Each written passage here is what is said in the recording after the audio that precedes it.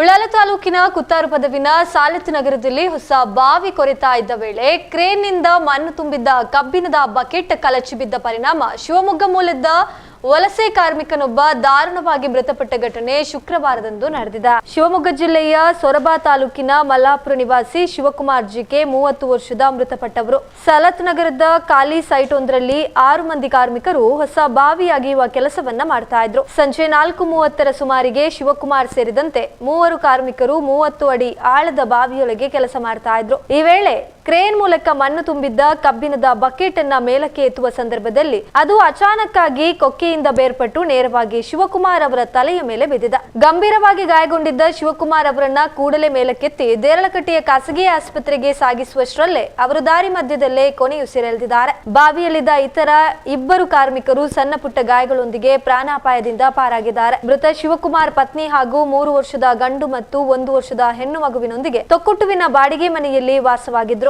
Ullal police ಠಾಣೆಯಲ್ಲಿ ಪ್ರಕರಣ ದಾಖಲಾಗಿದ್ದು ಮೃತದೇಹವನ್ನ ಮರಣೋತ್ತರ ಪರೀಕ್ಷೆಗೆ ರವಾನಿಸಲಾಗಿದೆ.